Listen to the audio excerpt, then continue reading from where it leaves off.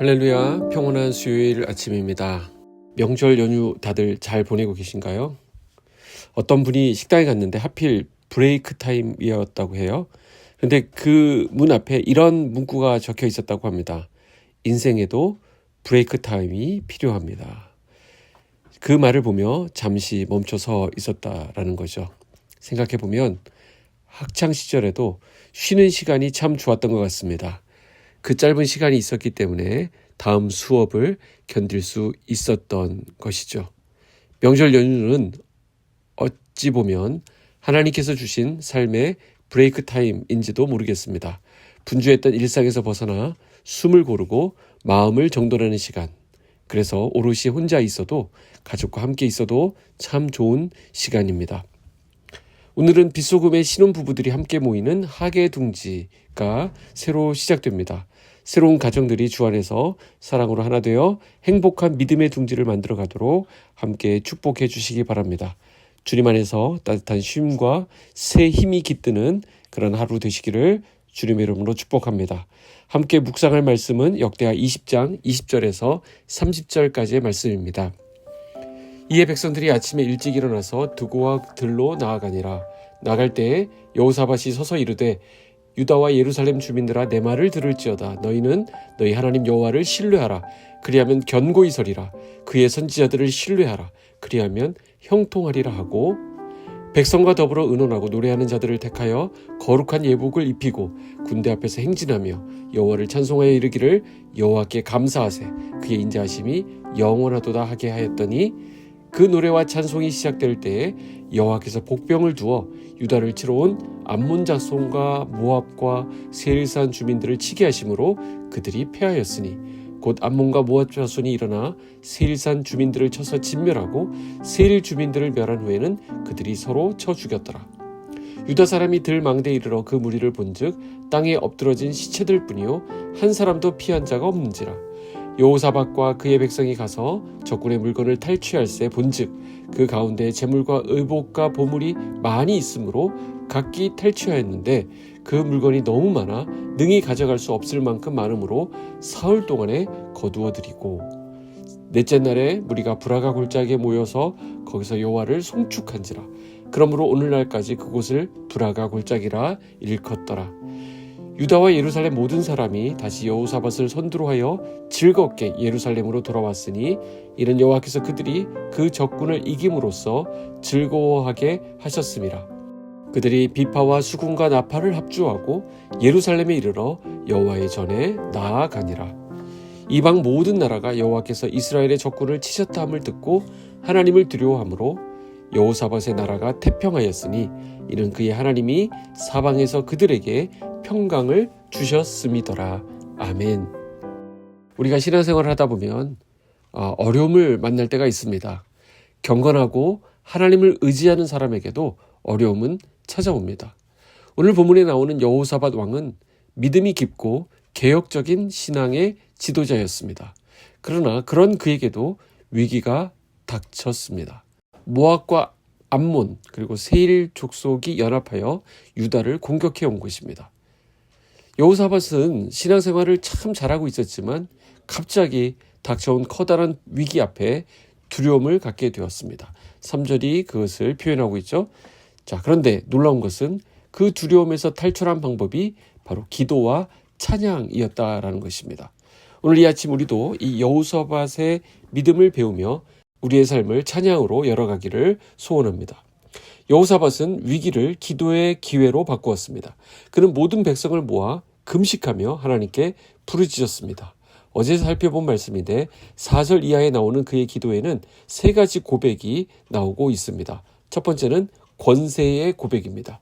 6절 보시면 주는 하늘에서 하나님이 아니시니까 이방 사람들의 모든 나라를 다스리지 아니하시나이까. 주의 손에 권세와 능력이 있사오니 능히 주와 맞설 사람이 없나이다.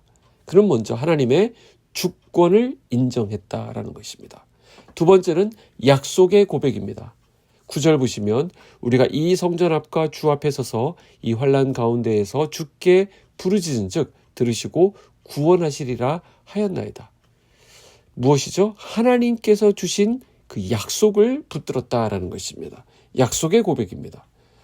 그리고 세 번째로는 신뢰의 고백입니다. 12절 보시면 우리를 치러 오는 이 큰 무리를 우리가 대적할 능력이 없고 어떻게 할 줄도 알지 못하옵고 오직 주만 바라보나이다. 이게 바로 신뢰입니다.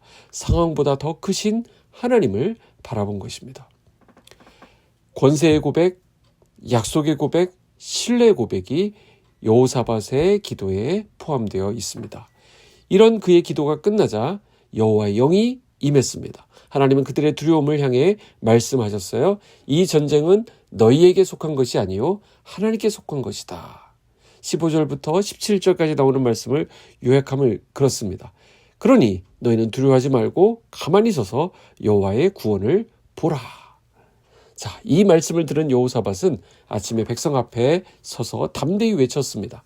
20절 하반절에 보시면 너희는 너희 하나님 여호와를 신뢰하라. 그리하면 견고히 서리라. 그의 선지자들을 신뢰하라. 그리하면 형통하리라.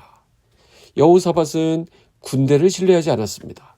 그는 오직 하나님을 신뢰했고 그 말씀을 전한 선지자를 신뢰했습니다. 우리의 삶에 원망과 불평이 나올 때는 언제입니까? 바로 하나님에 대한 신뢰가 약해져 있을 때입니다. 그러나 하나님을 신뢰하면 불안이 사라집니다. 신뢰하면 마음이 평안해지고 그 평안 속에서 올바른 결정을 내릴 수 있습니다. 오늘 이 아침 우리의 신뢰의 방향을 다시금 하나님께로 돌리시기를 축복합니다. 이제 여호사밧은 이 엄청난 위기 상황 앞에서 군사적인 전략 대신에 찬양대를 세웠습니다. 그는 노래하는 자들을 택해서 거룩한 예복을 입히고 군대 맨 앞에 서서 찬양하게 했습니다. 그들의 찬양은 이렇게 시작합니다. 여호와께 감사하세 그의 인자하심이 영원하도다. 21절에 나오고 있습니다. 전쟁 한복판에서 찬양과 감사가 울려 퍼진 것입니다. 불평 대신 찬송을, 두려움 대신 감사를 선택한 것입니다. 여러분, 찬송은 선택하는 것입니다. 감사도 선택하는 거예요. 상황에 끌려가지 않고 감사하기로, 찬송하기로 선택하는 것입니다. 그런데 그 순간 기적이 일어났습니다. 22절을 보십시오.